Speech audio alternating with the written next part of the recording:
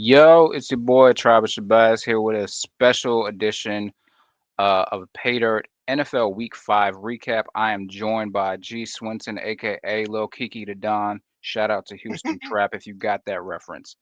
We're going to be looking at a recap of this past Sunday, just from a small field perspective and large field perspective. Welcome. Yeah, thanks for having me on, Tribe. This should be fun. Yeah, so I have pulled up the contest analyzer over at Paydirt DFS. Really great tool. Check it out. You don't even have to um, drag and drop yourself. You can just hit the link. It'll download the contest files for you for whatever contest you want to look at. Um, and then we can start to see what some of the sharps or top 1% of lineups, the winning lineups and contests are doing. You can evaluate that compared to your own lineups if you were in that contest and see, how did you do? What choices did you make relative to the field? And get a real good sense of how we should be attacking these contests. So first and foremost, how was your week 5? Oh, man, I mean, I broke even, but I will get into. I made some portfolio changes like right before lock, and it cost me six figures making a change to one lineup. It's awful. It's Oh, that's brutal. but That's brutal. it it was okay. I'm looking forward to talking through this and just talking about where I went and just you know, some of my own shortcomings. Nah, I feel that. For the most part, I did well. I was on a lot of the right things. Also break even for me because there was like one decision which had a domino effect on some of my main lineups that cost me quite a bit of money. But let's dive in. Sorted by the top 1%. This is the SPY single entry contest from Sunday. Just right at the top, you can see just incredibly high exposure to JSN and Rico Dowdle. And I talked about both of them on the bakery, and when we got that value, something I've talked about all season, right, is finding these running backs who project well and just play the cheapest ones that project well. And then project well for me personally in my process is like 15 fantasy point median or higher, right? And so we were gifted this week with Rico Dowdle and Rashad White as value. So for small field single entry, it was really simple where your starting point was. You plug those two in at running back, and then you moved on from there. And I said on the show as well, don't really worry about some of these 7K guys. So you had your Jonathan Taylors, your Jamar Chases, your Jameer Gibbs, Amon Ra, etc. Because at the end of the day, by the time you get to the flex spot, you're going to have a ton of money left over. So if anything, you make that decision of which of those guys you want to play there. And then just looking at the exposures, right? 88% of the top 1% of lineups on JSN. Also pretty much double the field on Jonathan Taylor. So it looked like those two were like the premier like 7K spend up options that winning lineups had exposure to. Um, looking at this, the Saints defense, for the love of God, people, defense does not matter. Like you build your lineup and put in a defense that fits. Now there is some stuff to consider there. Like I like Saints defense. One, they were dumb cheap, but then also like you got to think about the context, right? They're facing a rookie quarterback who's going to be on the road without his best weapon. Like he's undoubtedly he's going to show that he is still in fact a rookie, right? But they're 2,200. But that's not you're never starting that. You're never saying, well, if I pay down from this player, I can fit this defense. If you are ever asking yourself that question, in my opinion, stop. Doesn't matter. No, you're not downgrading anywhere to go upgrade your defense. Please don't do that. Fields and Wilson, number one stack. If we switch over from individual plays here, we can go over to stacks used. 50%. So half of lineups that finished in the top 1% of the SPY had a jet stack.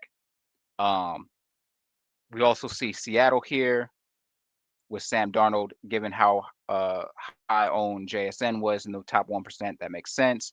And then you got Dallas down here. And this kind of goes to another tenant that I've been saying all season on the bakery with Jason, right? Is there's just no real justification or evidence that we've seen that you should be spending up at QB. And I've said many times now, like really, if you cap it at 6K at your quarterback, like you're fine. And so you think about these stacks. Fields was under 6K, Darnold was under 6K, and Dak was right at 6K. Right? You don't need to be spending up. You didn't need a Jaden Daniels, even though I did like him this week. But you just don't need it. You don't need that. Um, you don't need to spend up there because the ceiling and like the range of outcomes between the guys priced below 6K in that mid 5K range and these other guys just isn't that wide relative to the difference between playing, a guy like Chris Olave and being able to play a guy like Ibuka, right?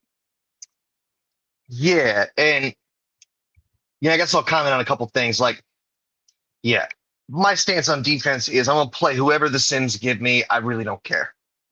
Like, if I go out and try and predict who's going to do well, it's a fool's errand at any position, but especially at defense Yep. when it just takes one play and it changes the whole thing. So, I mean,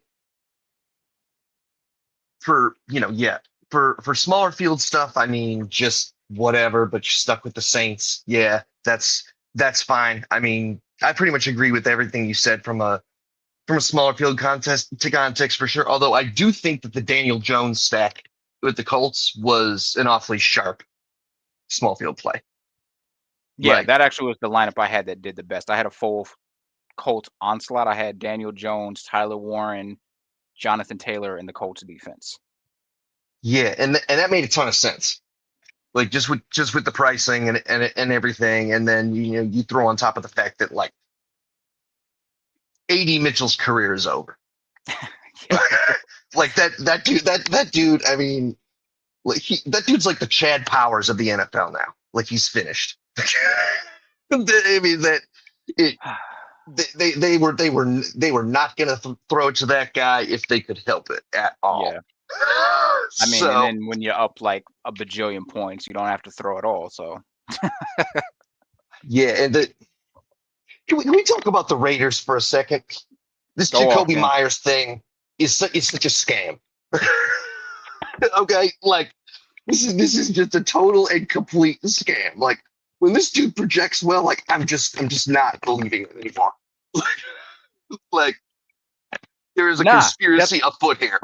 that's real. And like I'm gonna be honest with you as well. Like this is one of the things that I saw in some lineups this week that made me that kind of pissed me off. I'm not gonna lie. Not the fact that if you play Jacoby Myers, like I get it. Brock Bowers was out. They were, they should have to throw a ton. They've been throwing a ton. I understand all that. I played Jacoby Myers a ton last year. I get it, right? But the reason I played him a lot last year was because he offered savings. You did not need the savings this week.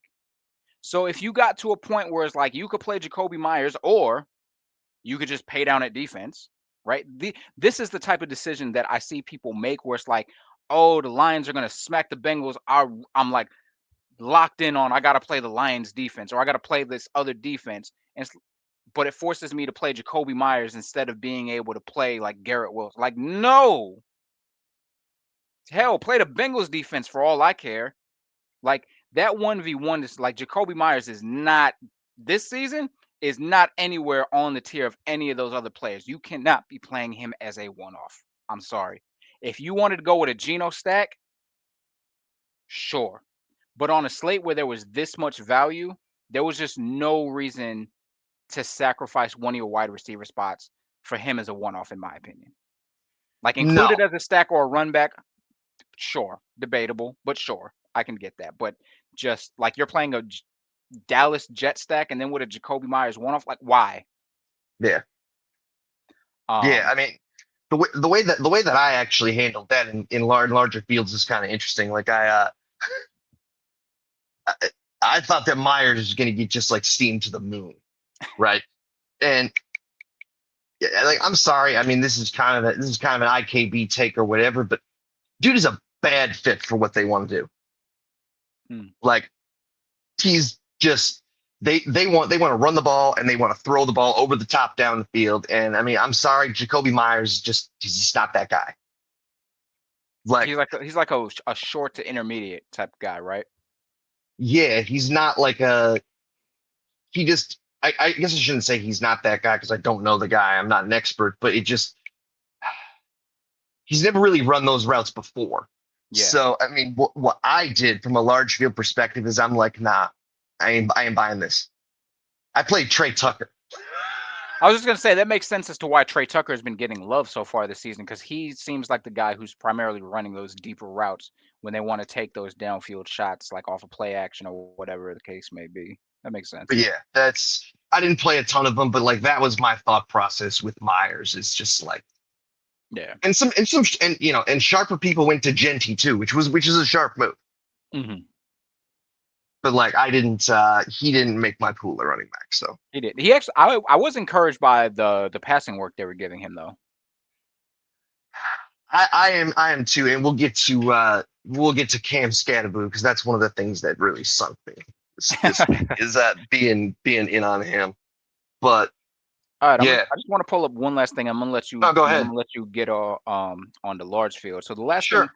I want to pull up is just the general info like on these lineups in this top 1% because one thing I heard more so earlier in the week, but as the week went on too, like with the value that opened up, right, is people talking about, oh, it's so hard to use salary. I might even be leaving a lot of salary on the table. No, you should never be leaving $1,000 or more in salary based on everything we've seen. And this isn't just me looking at this like this week. This is I've been looking at this and following this all season, large field, small field, etc. Like you should be spending at least 49,000 on your lineup. Like when you go into if you're using the solver, that's what I personally use, right? It has the min salary. I set it 98%. You're at least using 98% of my salary allocation. Um, even if there's value, again, this is where those decisions come in. Like, yeah, there's a bunch of value. So now you can spend up and pay, maybe you thought on a regular slate with not a lot of value, Jonathan Taylor's slightly overpriced at 8K. I don't know. Right. But now you that's not a decision point with the value that opened up. You can play him now, right? And so yeah, you shouldn't if you've used like 47K or like 48K this week, there was somewhere where you could have upgraded that likely would have made the difference in your lineups this week. Yeah, for sure. I mean we'll get into it, but yeah, there were places to spend that were good spends, and yeah. So I guess the way I thought about this slate, and I don't want to say it was a mistake, but I probably should have made an adjustment and got a little stubborn. Is that the way I saw it was that the most likely thing to happen that would win for you, irrespective of what the Jets did, was Detroit going absolutely nuclear on the Bengals, Hmm. which was possible. I mean, they had a huge total. They had three guys priced 5K or below, Hmm. and you know, technically it's probably suboptimal to spend 6,300 on Jared Goff, but the argument that I made to myself was that if I'm going to play three lines and they go nuclear, I don't care if Jared Goff is 5,800 or 6,300. Yeah. Like that don't make a difference. He's just coming along for the ride. So I probably should have come off that once we got the Rico Dowdle value because, and I'll get to running back, but I really had four stacks that I was really high on. One of them was the Jets. Just I didn't want to get too far away from the field on the Jets. I wanted to be under, but I didn't want to be like crazy under. Hmm. Um, but I really liked the Lions, the Bucks, and Arizona. You know, Yep. those were the three teams that I was really targeting, and I was gonna target them with double and triple stacks, and just hope that the tight correlation would carry me to the top. Um, moving. I also played some Philadelphia because I just thought that with all the chatter and with Nick Sirianni just kind of being that kind of guy, that like the Eagles might come out and just throw the ball all over the place on to try and prove a point. And Which, that's exactly what they did. yeah, But I it was gonna turned say they did. Just I played the wrong receiver. that happened to me in a bunch of spots too. But I mean, what I was going to say is it just turns out they're not very good at that. Well, yeah, that too. Like, I don't even know if it's that they're not good or just like they're not creative. Like their route trees suck. yeah, their route trees suck, and people can hate on it or whatever. I still don't think Jalen Hurts is a very good passer. Like, he's fine. Yeah, He's not. he's serviceable as a passer. Yeah, I would say he's an average NFL pat, but like he's not one of those guys that's you know you're gonna get those highlight. Oh, he put it right where it needed to be, where only his guy could go get it. Like you might get one of those comments about a throw of his like once per season. yeah. He's not Lamar. He's not Lamar. Yeah. But yeah, so I went that route too. It didn't work. I didn't do it a ton. I think I went like 10% on that. But so yeah, getting on to running back, when we got the Chuba Hubbard news, that really changed everything for me. Um, it was regardless of whatever field size, I'm gonna smash White, I'm gonna smash Dowdle, and I'm gonna play three running backs and pick whichever one the Sims get, and whichever one the Sims give me as my third one. But it was those two guys were such good values and so underpriced Yep. that which I don't I don't know how Rico Dowdle was under 20% owned. Like anybody who watched that Dolphins Jets game on Monday night saw that Miami defensive line was getting pushed back 5 yards. Did Like he end up under 20% in a large field? some of them, yeah. That's Like, insane. yeah, he ended up like 17, 18, 19%. And I'm like, but which great for that's great. Right, But right. like, um, that's great. Like y'all, Brees Hall's like 45%. I'm like, okay, you can all have Brees Hall. All right. But not that I'm any kind of smart guy, but that's what the Sims told me. I ran it with a bunch of different models, and like they all said the same thing as it led up to lock. You should be playing White, you should be playing Dowdle, and you should be playing Cam Scatterboot, which okay. that didn't work. Like If maybe he it's gets in the end zone, he's fine. yeah, he's fine. Like, but that one really hurt me. Yeah. Um and that's where I lost a ton of money this weekend. Was I took this big position on Detroit, which I'll get to that a little bit more, but I wanted more Jameer Gibbs because going up to lock I had like 15%. Hmm. And I'm like, okay, this doesn't make sense to me. Like I want to be like at least above 20 on this guy. So I did that. And I changed several of my lineups. And I had a lineup that was Mayfield, Dowdle, White, Egbuka, Jalen Waddle. I think it was maybe Ted McMillan or somebody else, which if I got Bryce Young rants I'll get to. But and then it was Ferguson at tight end, and I ended up switching from Taylor to Gibbs and switching my defenses, and it ended up costing me like 35 points or 40 points or something. And I would have taken down like three large field tournaments and been like top 5 and the big Millie Maker and like just absolutely smashed. So that's devastating. But is what it is. You know, We fight on. what wide receiver? You're totally right. JSN was absolutely the play. I probably should have been farther over the field than I was, to be honest. But that's where my position on Detroit really comes into play. Is like, okay, I'm gonna have a lot of Jameson Williams, I'm gonna have a lot of Amon-Ra St. Brown, and I got a lot of Jared Goff.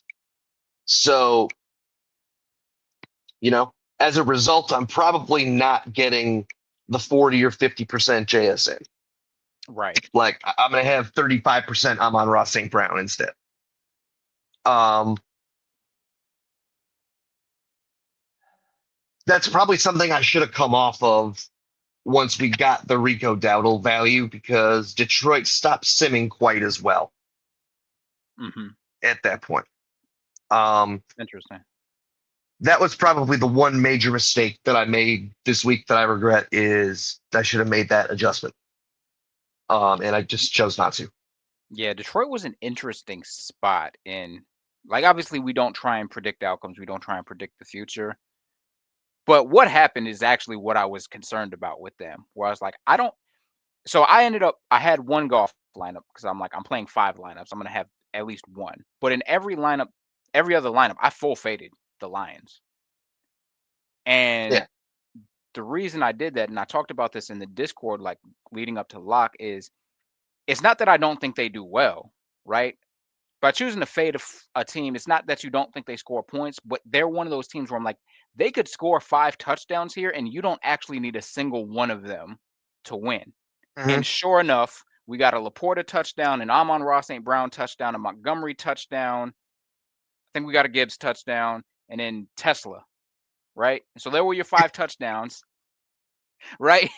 They put up 35, but not a single player on their team was needed to win. Mm-hmm. Now, granted, if you played some of them, like if you played Laporta or Gibbs or Amon-Ra St. Brown, like they didn't lose because you played them. But it wasn't a situation where it's like, damn, no Gibbs, no cash. Like, it wasn't no Detroit, no cash type of week. And that was what I was concerned about with them, was just how spread out like they will be, even when they put up a bunch of points. Which is, coincidentally, in fact, what actually happened. Yeah. And that's probably a position I should have considered a little bit more. I mean, I guess overall the mistake I made is I viewed this slate too much in the context of how do I counter Justin Fields? Yeah. Because I thought his efficient ownership, and I don't know, this can be debated. I thought it was more like 20 to 25% in the smaller fields and more like 15 to 20 in larger. So, again, that's kind of why I just went to Detroit is I'm like, okay, if Detroit scores 45 to 50 points, unless Justin Fields goes to the moon, in which case, if he goes to the moon, even if I have 30%, I'm probably not winning. Yeah. Like, but Detroit was just, Detroit in the context of you play Jared Goff and you play 2 or 3 guys, preferably 3. That was the way that I looked at it because it's like the Lions are going to be spread out. They got to score. They got to score at least. They scored 5 touchdowns. They needed to score 6. Yeah. Or more. If they score one more, like, a passing touchdown at that, like the stack, absolutely, like you're good. And that was the other thing that I did too is, and this was probably, a lot. Nobody liked this take, but my take was that if you were going to play Detroit, you should absolutely play Jamar Chase. Oh, nah, kudos to you. I saw him do his thing. I was like, absolutely. Absolutely, you should absolutely play Jamar Chase because you need the Lions to be pushed like at least a little. Yeah. And like again, the comparison was okay. Yeah, the Bengals had like a 20.5 or 20 or 21 point Vegas total, so like they were projected to score no points. Right, right. Like they were projected to score the same amount as the Texans, and like 1 point, and like 1 or 2 points less than the Chargers, and these teams that people were playing. Yeah, we'll get to that one. But like, I don't regret playing a lot of Chase. I think it was fine. Yeah. Like I don't, you know, it's definitely like the anti I know football position. But yeah. And then tight end, like you just you played McBride, Warren, Ferguson, Laporta. That's it. Yeah. The one thing Like I'll say about tight end, and this is where like I was not disciplined and like broke my own process, which I shouldn't. If you have a process and you're confident in it, like stick with your process. So we had the value, and so I did end up spending up a tight end this week, which normally I never do. But it creates a domino effect, right? So I was like, well, there's value. I'm gonna spend up from McBride, right? I'm gonna pay up there. But that decision, right, is the difference between me being able to go all in on JSN and Kabuka as my mini stack. mhm, I still had a little bit of them, but like I didn't have as much as I needed, right? And instead, in order to fit McBride, I ended up going Debo Samuel and Quentin Johnston.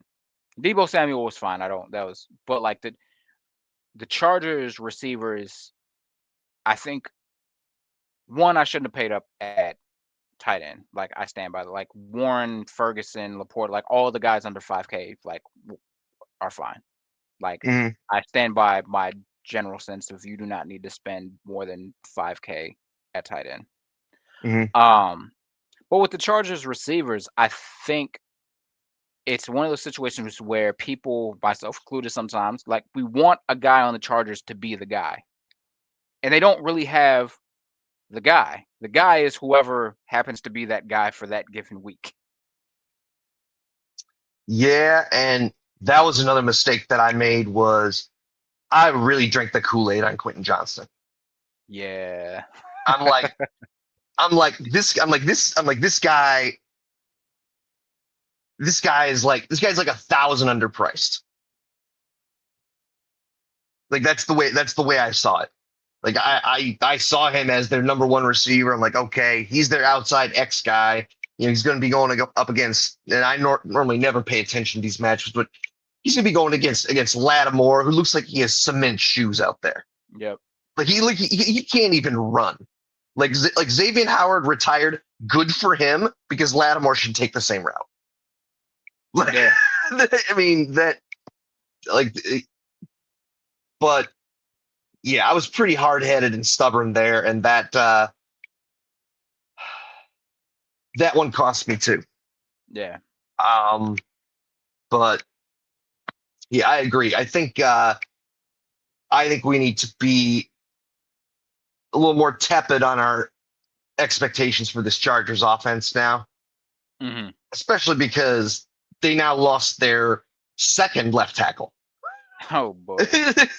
which that happened last week. So like we're to the point where they're going to be passing over expectation, but like how effective they're going to be getting the ball downfield, I think remains to be seen. Valid. Like that, I think that's going to get hard for them. Hmm. Um, but yeah, I you know, defense. I'm not even going to talk about defense. Defense is whatever. Like it's whatever. Like part of the reason I like Cam Scadaboo so much was not only the volume, the projection, and the ownership, but he was also against the chalk Saints defense. Mm. So like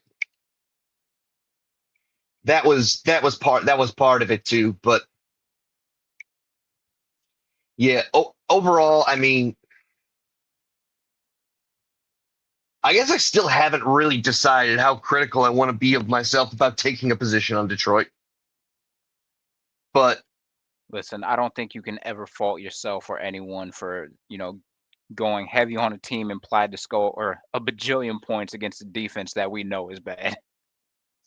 Particularly when they're not going to be the highest owned stack. yeah, and that was kind of the other thing too, is like I was going back and forth on Sunday morning, like, okay, should I reduce my Detroit exposure and go with more Arizona and more Tampa? And Tampa was great, by the way. The Sims loved Tampa in almost industry wide as a Yeah. stack. Like, Chris Godwin was a real letdown. It killed some lineups for me. But Hmm. I really did like them as they were really the engine that needed to push that game, Yeah. because you need to push the Seahawks. Like, Yeah. If you don't, it's just gonna be Kenneth Walker and Charbonnet all game. yeah, they run a lot of plays, but there's gonna be a lot of run plays, and it's gonna shorten the game, and it's gonna hurt the team on the other side. Yeah. So yeah, I don't think taking a position on Detroit was bad, but I probably should have been more flexible and done something else. I don't know. But anyway, that's and I guess the only other thing I'll point out is just looking at a lot of the sharpest guys around the industry in like the largest contests. Yep. One thing that you really saw, and is glaring. Like, I looked at, 8, 9, 10 of the sharpest guys. Like, Hmm. almost all of them took a position well over the field on White and Dowdle, Yep. and almost all of them took positions well over the field on JSN and the Jacoby Myers deep state scam. Like that, that which, yeah, I wasn't doing that, but I think that was the big, and then they were all like at or around the field on Justin Fields Yeah. and the Jet stack. The guy that I missed, I didn't bring him up at running back, but the guy that I missed and didn't get enough of was Javonte Williams, because that was the guy that for me was really leveraged against the Jets, Yeah. because that's how Dallas really wants to play. Like, the Cowboys don't want to chuck the ball all over the field. Like, Yeah. If they can they would run it all over you, they would rather do that for sure. yeah, they would rather do that. So, like, that's a guy that I wish I had gotten more of, but having a bunch of Cam Scatterboot, like, I don't regret it. Nah, So I don't regret the scatterball play either. Um, but I think that's a good point, right? Is looking at those sharp guys, like take take what's given to you. Like you don't have to big brain and galaxy brain like sometimes the best plays are in fact just the best plays because at the end of the day, you're just trying to beat the people in your contest. You're not trying to hmm recreate whatever the optimal lineup is going to be. hmm And I think sometimes people miss that. So, yeah, I agree, and you know that kind of sums it up in a nutshell. Is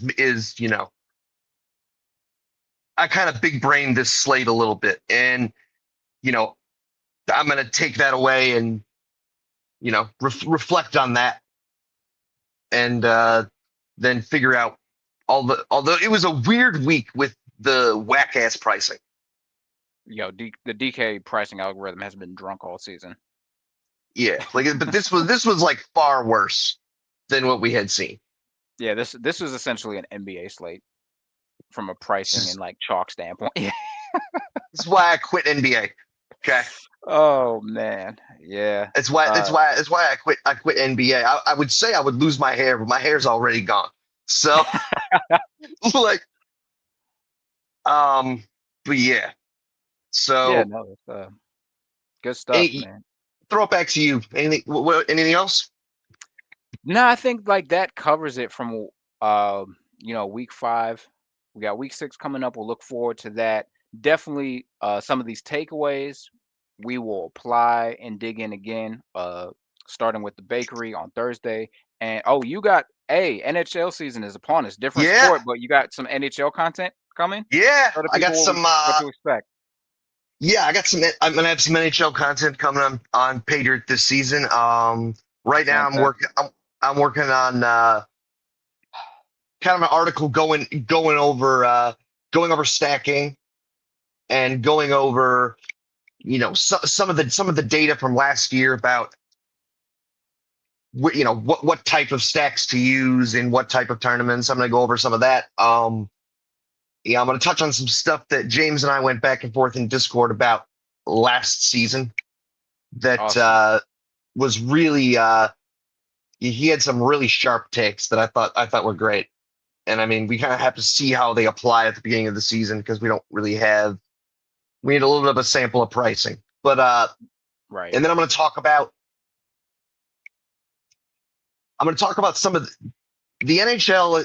I'm going to talk about how power plays are way down, Mm, like way down, and then some changes that and then some subtle changes that the NHL is making to their officiating okay. that really is going to make a difference.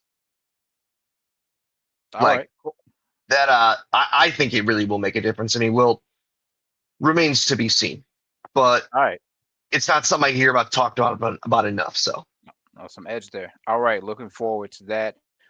Yo, people, if y'all enjoyed MLB DS, come check us out. Paydirt DFS for the NHL content that we got coming. NHL is very similar from a DFS standpoint to MLB, just stacking on ice. So definitely look forward to that. Yo, appreciate you hopping on, going over this recap. This for is sure, Tribe. I'll be back with y'all, lovely people, on Thursday with Jason. We'll see if we get another special guest on this week. Looking at week 6, but other than that, enjoy the week, man. peace. Peace.